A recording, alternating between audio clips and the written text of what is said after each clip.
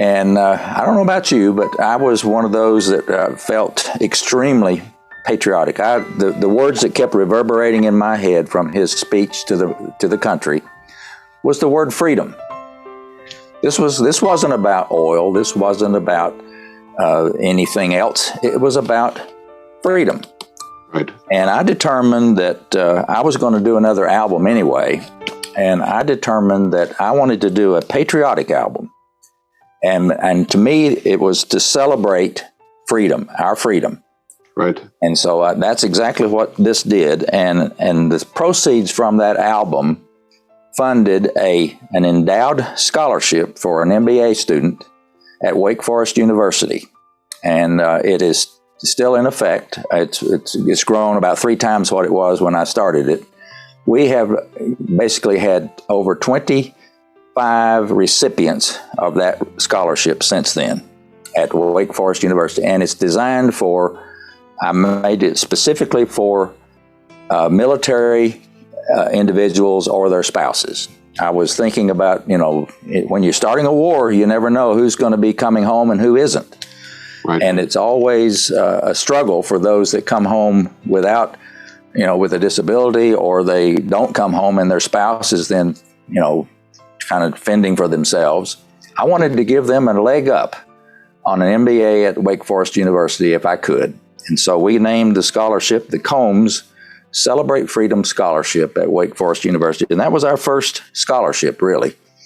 And that's a great story, David. I don't think people really grasp the impact that it has on our own well-being. And from the way that you're describing it is just that this was a thing of passion for you that you felt strongly about. How did Rachel's song come about? Well, that was a song that I really sat down and literally played in 1991. I was coming off of a grieving process I had lost my father 3 days before Christmas in 1980. And as I'm sure aware, that the grieving process can do strange things to you. You go through all kinds of peaks and valleys, and it's like riding a roller coaster of emotions. Yes. Well, my way of relaxing and basically taking my mind off my troubles has always been to sit down at the piano and play something. Whether it's, turn on the radio and play along with the radio, or play some sheet music. This particular time in January, this was probably about 3 or 4 weeks after my father passed away, I was sitting at my piano in my basement, and I had just freshly tuned it up. It was an old 100-year-old piano that wouldn't hold its tune. So I tuned it up as best I could. I had a tuning hammer, and I could, by ear, get it so it sounded halfway decent. And I always liked to play something pretty whenever I had my piano freshly tuned. Well, this particular evening, I sat down, and once I had it tuned, and I never will forget sitting there and just putting my fingers on the keyboard, and I started to play. And it was as if I was playing a song that had existed for 100 years. I played a melody, and it had a chorus, and I played it again and again, and it never changed. I mean, I never did work at it to change anything of it. It was a song that it was, and basically I feel like it was a gift from God to me. And I was you're expressing your genius, which is really an amazing thing. When I see it, I always talk about it with people, that when you can get to the point where you're working at your genius and you can do that 24 hours a day and never get tired of it, that's a great thing. And so it's almost like it came instinctively from whatever your mental capacity was at that time. It's right, exactly. Story. Yeah. It was a gift, and then it had no name. It was just a song that I played, and why did you call it Rachel's song? Well, it didn't have a name for the longest time because my wife, in fact, she didn't even know I had written the song until she came home from work one day, and she said, "What's the name of this song I've been humming in my head all day long?" And she hummed a little bit of it, and I said, "Well, Linda, it doesn't have a name. It's just something I made up." Mm-hmm. And she said, "What? You wrote that?" I said, "Well, I guess I just made it up. I play it." Well, she got all excited and made me she said, "Have you written it down?" I said, "Well, no, I've got it up here." She said, "No, something might happen to you and truck might run over you, and that'd be the end of that song." So wow. I did write it down and put it in my piano bench, but it had no name. We tried to think of names for it, and it just nothing ever fit. Right. And then 2 years later, some good friends of ours had a little baby girl, and they asked me and Linda to be her godparents. Of course, we were delighted to do that. And so at her christening service, I had not planned to do this, but at her private christening service, we're sitting there after all the minister goes through his all blessings and the formal part of the service. Mm-hmm. And I punched Linda. I said, "Linda, maybe now's a good time for me to play this little song." There was a beautiful grand piano sitting at the front of the church. Yeah, wow. And so I said, she said, "Yeah." So I went up and asked the minister and the family if it'd be okay if I played a song. They said, "Sure." So everybody sat back down, and I went over to this grand piano and sat down. And I started playing this tune. And about halfway through the song, I hear sniffles in the crowd, and I noticed that I'm having a little leakage out of my eyes, the little tear ducts working. Right. And so when I finished the song and the last notes were just dying away, I looked up and said, "From now on, this song will be called Rachel's Song in her honor." And that's how it got its name.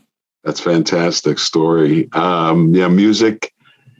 Music touches the soul. There's no question about that. Given circumstances, I can see where that's emotional. So is that song, I'm sure that song is played at a lot of weddings and other special events for just that reason. It's a very emotional Yes. song. I've gotten letters from over 50,000 people around the world over the past 40 years about that song and my music. And it's been used in weddings. It's been used in funerals. It's been used in christening services, obviously, for church service offertories, preludes, that kind of thing. And so I have printed sheet music for the piano players of the world that want to play it. They can purchase Rachel's Song and play it for themselves. And it's note for note exactly what's played on the recording. That's phenomenal. And I think that would bring a lot of comfort to people, especially at this time. We need to play Rachel's Song for the world in a way. There's a lot of healing that needs to go on. Yeah, the emotions, I think, really bring out a lot of creativity in people. You hear a lot of songwriters, country music folks make their living about this somebody done somebody wrong song kind of thing. That's right. But emotions and trying times do bring out that creativity and to the surface, I think. And so yes. I don't know about you, but my heart is bleeding today for the folks in Ukraine. Every time I turn on the news and see those wonderful people being slaughtered and tested and tried, and then we're back to this same subject. That's right. Freedom. Celebrate freedom. We're talking about freedom, folks, and that's why they're willing to give their lives for their country.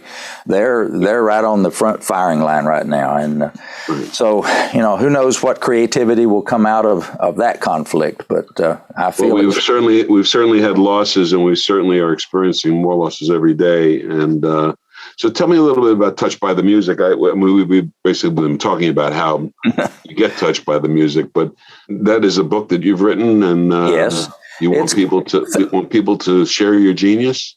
Well, it's kind of a memoir of a song, if you want to think of it that way. It's really about. It starts, of course, I do give a little background in the book about my upbringing and growing up in East Tennessee and my music, that kind of thing. But it really starts in the book mainly with the writing of Rachel's Song, that event that we just talked about, and then how it progressed from there to, of course, the naming, and then 3 years later, how it got recorded, and then how it got played on the radio all over the country eventually, and then how I basically started being able to sell my music, CDs and cassette tapes at the time, all over the country through gift shops, and how that process of the organic growth of the business enabled me to quit my job, my good paying job at AT&T in 1992, and do my music full time from then on. And so it's just been a wonderful I would never have known. I would never have known that you were not in music your entire life. But yeah, that's that's a beautiful thing. It's a story that we like to have other people experience as well, which is to be able to move to the point where you love what you're doing and you can share with the world. And your philanthropy is amazing to give love of humanity through music like that. I must say, David, it's quite moving, a very moving story. And I applaud you for whatever I could add to that. Believe me, I'm just a negative here. You're very positive, and I appreciate that. So, what is the next dream? I have basically. Well, I did this book last year. It was a pandemic project. We're here, we're at home, we can't go anywhere, so might as well write a book, right? Exactly. So I did, but I have had so many stories that are really inspirational stories and motivating stories for entrepreneurs. Basically, I grew my own Combs music business from one song to 14 albums and 170 or 80 songs recorded and that's fantastic. And all those that's an entrepreneurial story. But my product was my music and my printed music and my audible music. And then last year, this book came about from putting all those stories down on paper so that somebody could pick that book up. And without me standing there telling them my stories, they could read my stories and hopefully be inspired either by the inspirational entrepreneurial aspect of it, or maybe they would be inspired to go listen to the music and again be inspired and touched by the music itself. So it really was a hand-in-glove thing with my previous albums of music. It was just a way to extend it on with spreading the word around the world. And with today's technology, I mean, you can go, I've been on podcasts like this with somebody in Australia. They're 12 hours away from me. Yep. Or in London, England. It doesn't matter. It's amazing what we can do today. And well, maybe there's a movie in your future too. Touched by the Music is a great title actually for a lot of reasons. My guest is Dave Combs. Dave is a master songwriter, master musician, master at the art of life, and we appreciate your genius and being with us today on Route 664, the road to human kindness. Your music is along that road to human kindness. We appreciate that very much. Thank you for joining us. Well, thank you for having me, Les. This has been a wonderful time to meet you in person finally, and you're doing God's work, so keep at it, and I appreciate you very much, and thanks again for letting me be your guest.